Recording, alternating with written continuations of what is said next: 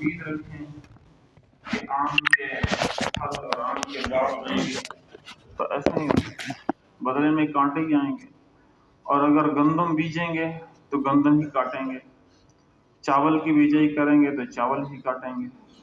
تو بالکل اسی طرح سے اچھے عملوں کا بیج اس کی فصل جنت ہے، اور برے عملوں کا بیج اس کی فصل دوزخ ہے۔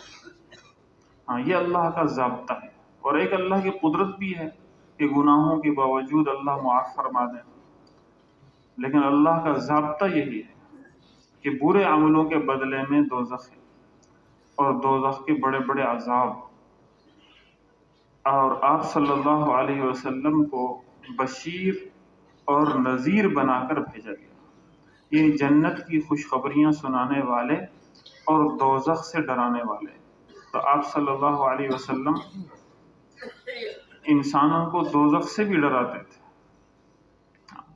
نذیر خالی ڈرانے والے کو نہیں کہتے، بلکہ ایک آدمی کسی راستے پر جا رہا ہو اور میں جانتا ہوں مثال کے طور پر کہ جس راستے پر یہ جا رہا ہے نا، اس راستے پر ضرور اس کو آگے ڈاکو پکڑ لیں گے اور اس کو قتل بھی کریں گے اور اس کا مال بھی چھینیں گے، تو میں جا کر اس کو اس کی خیرخواہی کے جذبے کے ساتھ اس سے عرض کروں کہ بھائی آپ جس راستے پر جا رہے ہو یہ راستہ آگے ہلاکت کی طرف آپ کو لے جائے گا، آپ تباہ ہو جائیں گے، آپ کا مال چھن جائے گا، آپ قتل ہو جائیں گے۔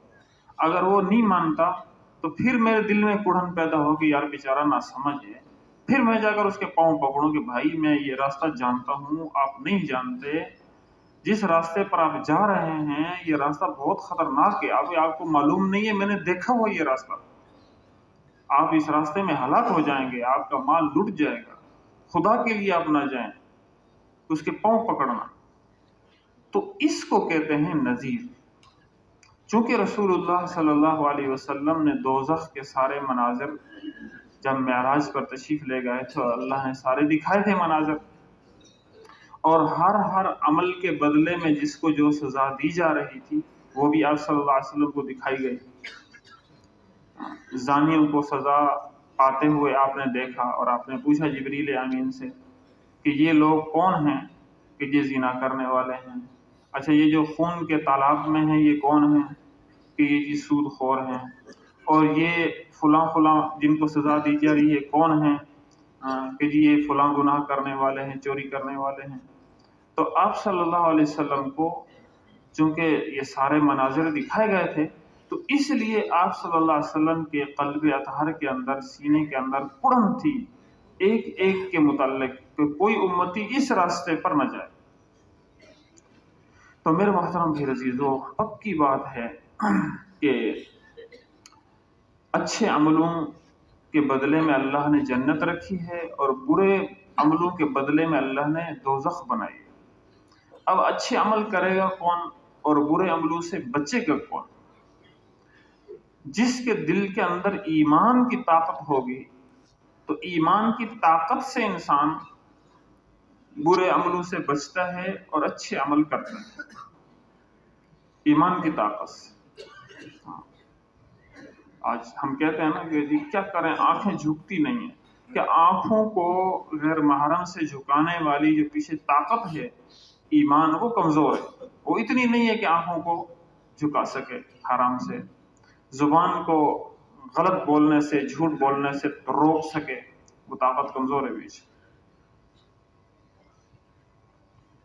ایک صاحب ہمیں وہاں ملے صدق آباد میں، تو پہلے وہ بہت بڑا ڈاکو تھا، پھر اللہ نے اس کو توبہ کی توفیق دی، پھر اس نے 4 مہینے لگائے اور لکی مروت میں اس کی تشکیل تھی، تو وہ کہہ رہا تھا پیسے میرے پاس ختم ہو گئے، خود ہمیں قرضداری سے نہیں، ہمارے ڈاکٹر اسمت اللہ صاحب مرحوم اللہ ان کی مغفرت فرمائے ہمارے ذمہ دار تھے اس وقت تشکیل میں، تو ہمیں قرضداری ساری جماعت کو سنا رہے تھے، تو کہا پیسے ختم ہو گئے۔ تو اب صبح ساتھیوں نے پیسے جمع کرنے تھے اور میرے پاس پیسے تھے نہیں، ناشتے کے بعد جمع کرنے تھے ساتھیوں نے، تو میں ناشتے سے پہلے ہی باہر نکل گیا، صحرا تھا، ریگستانی علاقہ جیسے ہمارا ہے، تو میں بڑا روتا رہا اللہ سے، یا اللہ مجھے شرمندہ نہ کرنا، اور جو ہے نا میرے پاس تو پیسے نہیں ہیں، ساتھی جمع کریں گے پیسے. رات کو بھی خوب دعائیں مانگی، خوب رویا. پھر پیشاب کے لیے باہر نکلا تو اسی پریشانی میں بیٹھا تھا تو 1000 کا نوٹ ایسے نکلا ہوا تھا ریت کے اندر ہی سے. تو میں نے اس کو جب ایسے نکالا تو اور ایک نکلا اور نکلا، چار نوٹ نکلا ہے 1000 روپے. میں نے دائیں بائیں باقی بھی حال مارے ہیں لیکن اور نہیں تھے، بس 4000 ہی تھے. تو وہ کہہ رہا تھا کہ پھر میں نے اٹھا کر پھر رکھ دیے کہ کہیں پر یہ کسی کے ہوں نہیں، پتہ نہیں میرے لیے جائز ہے یا ناجائز ہے. پھر میں نے اٹھا ہی لیا، میں نے کہا چلو مسئلہ پوچھ لوں. وہاں گیا، مسجد کے امام صاحب سے مسئلہ پوچھا جس میں تشکیل تھی ہماری. تو اس نے اعلان کروایا تو کسی کے نہ ہوئے تو امام صاحب نے کہا بھائی اللہ کی طرف سے تمہاری مدد ہے اور تمہارا رزق ہے، تم اس کو استعمال کرو. تو میں نے کہا کہ بھی دیکھو آپ ہی یہی آدمی تھے کہ لوگوں کا مال لوٹنے کے لیے، جب کہ آپ کو یقین تھا، معلوم تھا کہ حرام ہے، ظلم ہے یہ، اور لوگوں کے سینوں پر آپ جو ہے نا گولی رکھ کر اور آپ ان سے مال چھینتے تھے.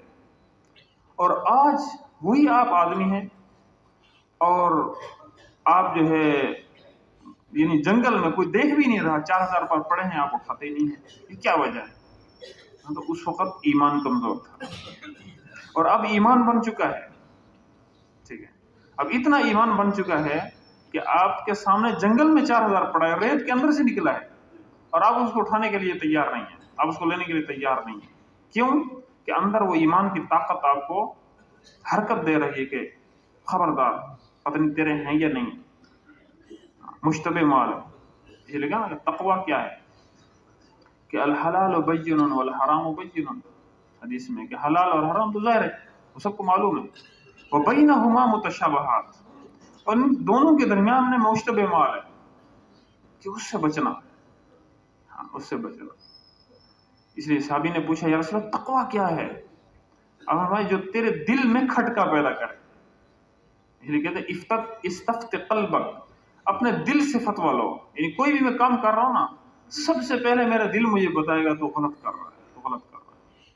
ہاں، تو اس لیے میرے محترم بھائی عزیزو، ہاں، ایمان کی محنت صحابہ انبیاء نے سب سے پہلے ایمان کی محنت کی ہے.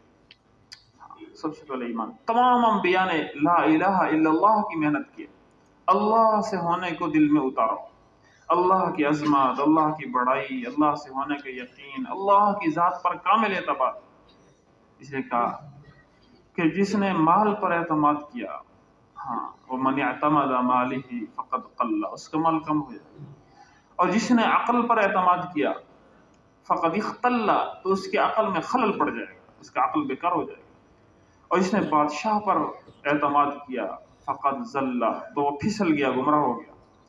ومن اعتمد على الله ولا قل ولا ضل ولا ذل ولا اختل، اور جس نے اللہ پر اعتماد کیا تو نہ اس کی عقل خراب ہوگا، نہ اس کا مال کم ہوگا، نہ وہ ذلیل ہوگا، نہ وہ گمراہ ہوگا.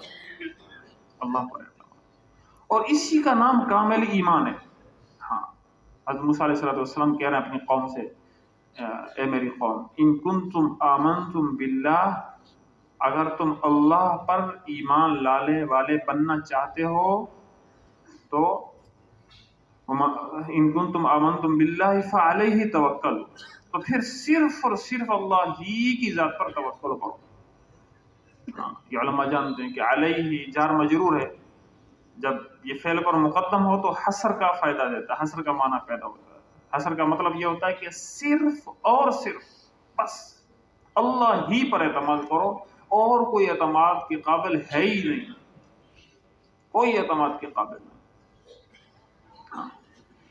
جس کو ایک سانس کا پتہ نہیں، اپنے ایک سانس کا پتہ نہیں، وہ دوسرے پر کیا اعتماد کرے؟ کہ اس وقت ہم مجلس سے اٹھ سکیں گے یا نہیں، اگلے لمحے میں، اگلے منٹ میں ہم زندہ بیٹھے ہوں گے یا نہیں. ایک صاحب بتا رہے تھے کہ وہاں کوئٹہ میں ہماری تشکیل تھی چلے میں، کہ ہم پاسپورٹ دفتر میں تھے تو ایک نوجوان لڑکا پاسپورٹ بنوانے کے لیے آیا، 20 سال عمر تھی. تو بہت خوبصورت بھی تھا اور بڑا بول رہا تھا، چڑیوں کی طرح چہچہا رہا تھا کود رہا تھا، ادھر جا رہا تھا، ادھر جا رہا تھا. جتنے لوگ بھی بیٹھے تھے ان کی توجہ اس لڑکے کی طرف تھی. عجیب پرکشش لڑکا تھا. وہ کہا میں بھی دیکھ رہا تھا اس کو. آنن فانن وہ گر گیا اور لوگ جمع ہو گئے. تو وہاں ایک ڈاکٹر سے انہوں نے کہا چھوڑ دو میں ڈاکٹر ہوں، میں دیکھتا ہوں اس کو. وہ لوگ اس کے پاؤں مل رہے تھے، تلیاں مل رہے تھے. تو پھر جب دیکھا تو ڈاکٹر نے کہا کہ مر پہلے گیا گرا بعد میں. ایسی موت ہے. تو میرے محترم بھائی عزیزو، جس کو اپنی زندگی کا اتنا ہی پتہ نہ ہو، اپنی زندگی کا، وہ دوسرے پر کیا اعتماد کرے کہ میرے کام فلاں وزیر اعظم سب بنائیں گے، وزیر اعلیٰ سب بنائیں گے، فلاں سیاسی لیڈر سب بنائیں گے، فلاں ہمارے کام بنا دیں گے. کسی پر کوئی اعتماد نہ ہو، اللہ کی ذات پر اعتماد، اللہ کی ذات پر بھروسہ. کہ کام کرنے والی بھی اللہ کی ذات اور کام بگاڑنے والی بھی اللہ کی ذات. بنائے گا بھی اللہ، بگاڑے گا بھی اللہ. فلاں نے میرا کام خراب کیا، فلاں نے میرا کام بنایا. بنانے والے اللہ، بگاڑنے والے اللہ. تو اللہ کی عظمت، اللہ سے ہونے کے یقین دل میں اترے. ایک اللہ، باقی سب دھوکا. مولانا یاسر رحمۃ اللہ علیہ کی طرف منسوب ہے یہ بات. ایک اللہ، باقی سب دھوکا. کوئی کچھ نہیں، اللہ سب کچھ ہے. تو آج ہمارے دل اللہ کے غیر کی محبت سے بھرے ہوئے ہیں، چیزوں کی محبت سے بھرے ہوئے ہیں، مال کی محبت سے بھرے ہوئے ہیں، پیسے کی محبت سے بھرے ہوئے ہیں. تو یہ محبتیں دل سے نکال دی. اچھا دل جو ہے نا، دل ہر عضو کا کوئی نہ کوئی کام ہے نا. آنکھ کا کام دیکھنا ہے، زبان کا کام بولنا ہے، کان کا کام سننا ہے. دل کا کام ہے اپنے اندر محبت کو جذب کرنا. اب یہ اللہ کی محبت کی جگہ ہے. اگر اللہ کی محبت اس میں نہیں آئے گی تو پھر ہے تو محبت کی جگہ نا، تو پھر کسی اور کی محبت آئے گی. کتے بلے کی محبت آئے گی، تتر پٹیر کی محبت آئے گی، لڑکوں لڑکیوں کی محبت آئے گی. بقول پہلے بخش صاحب پلاسٹک کے کھلونوں کی، یعنی ان گاڑیوں کی محبت آئے گی. اور اس پر جان دے رہے ہیں لوگ، تتر پٹیر پہ جان دے رہے ہیں، کبوتروں پہ جان دے رہے ہیں. آنکھوں دیکھا واقعہ، کبوتروں پر قتل کر گیا دوسرے کو. کبوتروں پر جان دے، پرندوں پر جان دے رہے ہیں. محبت بڑھ گئی. تو اگر اللہ کی محبت نہیں آئے گی تو ان چیزوں کو محبت آئے گی. ایسے آدمی بھی ہم نے دیکھے ہیں کہ ان کے گھر کے اندر، میں دیکھا وہ بن رہا ہے، ان کے گھر کے اندر گرمیوں میں اپنے کتے کے لیے اے سی لگائے ہوئے، باہر ملک سے کتے منگوائے ہوئے ہیں، کتے کے لیے اے سی لگائے ہوئے ہیں، اپنے بچوں کے لیے اے سی نہیں، گھر میں کتے کے لیے اے سی لگایا ہوا، اور ان کے لیے الگ بیت الخلا بنوایا ہوا ہے، الگ کمرہ بنوایا ہوا ہے. کتوں سے محبت پیدا ہو گئی. اور آپ تو اس چیز کو جانتے بھی ہیں، ایسے لوگ ہیں دنیا میں. کتوں کے لیے گاڑیاں، بڑی عالی شان گاڑی، اس کے فرنٹ سیٹ جو ہے نا، اسی کے لیے گاڑی وقف ہے، یہ کتے کی گاڑی. تو جانے دے رہے ہیں، مال لگا رہے ہیں، صلاحیتیں لگا رہے ہیں کتوں پر. کہ اللہ کی محبت نہیں آئی تو پھر اللہ نے ان چیزوں کی محبت میں لگا دیا. تو اس لیے بھائیو، ہر غیر کی محبت دل سے نکالنی ہے، اللہ کی محبت دل میں بھرنی ہے. کہ اللہ، یہ دل اللہ کی محبت کی جگہ ہے. اللہ کی محبت، اور دو محبتیں جمع ہو ہی نہیں سکتی، اللہ کی محبت اور دنیا کی محبت. دو محبتیں جمع نہیں ہو سکتی. تو اس لیے میرے محترم بھائی عزیزو، دل اللہ کی محبت سے بھر جائے. اور اللہ پاک تو بڑے کریم ہیں، بڑے مہربان ہیں، اپنے بندوں سے بہت محبت کرنے والے ہیں. اور اللہ پاک کی طرف جو متوجہ ہو کے اللہ سے مانگتا ہے نا، اللہ کے سامنے جھکتا ہے، اللہ اس سے خوش ہوتے ہیں، اللہ اس سے راضی ہوتے ہیں کہ میرا بندہ مجھ سے مانگ رہا ہے. اور پھر ہمارا کام تو صرف مانگنا ہے اللہ سے، اس یقین کے ساتھ کہ اللہ میرا کام بنائے. اب اگر کام نہیں بنا تو اب یہ نہیں کہ اللہ نے میری دعا قبول نہیں کی، اللہ نے میری سنی ہی نہیں، یا میرا یقین خراب ہے، یا میری دعا قبول نہیں ہوتی. حدیث پاک میں صاف آتا ہے، الادب المفرد میں بھی حدیثیں ہیں، بہت ساری حدیثیں ہیں. یہ امام بخاری رحمۃ اللہ علیہ کی کتاب ہے کہ آدمی کی، ہر مسلمان کی دعا قبول ہوتی ہے. ہاں الا یہ ہے کہ وہ کہنے لگ جائے کہ میں تو مانگتا ہوں میری دعا ہی قبول نہیں ہوتی. جو آدمی یہ کہے کہ میں تو دعا مانگتا ہوں میری دعا قبول ہی نہیں ہوتی، پھر اس کی دعا قبول نہیں ہوتی. پھر اس کی دعا قبول نہیں۔ تو اللہ سے مانگنا، اور جتنا اللہ سے مانگیں گے اور جتنا اللہ سے مانگیں گے اس سے اللہ کا قرب بڑھے گا، اللہ کی محبت اتنی بڑھے گی، اللہ اتنا خوش ہوں گے۔ ہاں، تو اس لیے بھائی عزیزو، دل کے اندر یہ یقین دل سے نکل جائے کہ جتنا پیسہ ہوگا اتنا کام بنے گا، جتنا مال ہوگا اتنا کام بنے گا، جتنی چیزیں آئیں گی اتنی زندگی سنورے گی، اتنی زندگی بنے گی، اتنی زندگی بنے گی۔ ایک صاحب یہاں بڑے تاجروں میں سے غلہ منڈی کے، وہ کہہ رہے تھے کہ وقت تھا جب مالداری میں ہم کم تھے، یہاں کے 2-4 تاجر بیٹھے ہوتے تھے، وقت ہوتا تھا، فرصت ہوتی تھی، چلو وہاں کھانے کے لیے چلے جائیں۔ کہا مال کے نشے میں ایسے پڑے کہ اب ہمیں پتہ ہے کہ جتنا ہم مال میں بڑھتے جا رہے ہیں اتنا راحت و آرام چھنتا جا رہا ہے، سکون چھنتا جا رہا ہے، نعمتیں چھنتی جا رہی ہیں۔ کہ نعمتیں کیا بھائی، تمہارے پاس گاڑی ہے، مال ہے؟ کہ نہیں، بڑی نعمت تو یہ ہے کہ آدمی جب چاہے جو چاہے کھا لے۔ کہ ہم اب ایسے نہیں رہے، ہم جتنے بھی وہ ہیں اب ہم گھروں میں پھیکی چیزیں کھاتے ہیں، پھیکی غذا کھاتے ہیں۔ ایسا نہیں کہ کڑھائی کھا لی، قورمہ کھا لیا، پلاؤ کھا لیا، طبیعت تو ہر انسان کی چاہتی ہے لیکن ہم نہیں کھا سکتے۔ ہاں، تو بہرحال میرے محترم بھائی عزیزو، اب یہ نہیں کہ چیزیں اور مال بڑھے گا تو سکون بڑھے گا، راحت بڑھے گی، مزے بڑھیں گے، نعمتیں بڑھیں گی۔ تو نعمتوں سے فائدہ کتنا اٹھا رہا ہے جو نعمتیں بڑھ رہی ہیں؟ تو اس لیے میرے محترم بھائی عزیزو، سکون تو صرف اور صرف اللہ نے صاف کہا ہے کہ اللہ کے احکام، الا بذکر اللہ تطمئن القلوب، ذکر سے مراد اللہ کے احکام ہے، زبانی ذکر نہیں ہے، کہ اللہ کے احکام میں اطمینان ہے۔ اس کی وجہ کیا ہے؟ اس کی وجہ یہ ہے کہ اطمینان روح کی اطمینان کا نام ہے۔ جسم کی راحت کا جتنا بھی ہم سامان جمع کر لیں، جب تک روح کو راحت اور اطمینان نہیں ملے گا اس وقت تک آدمی کو سکون نہیں ملے گا۔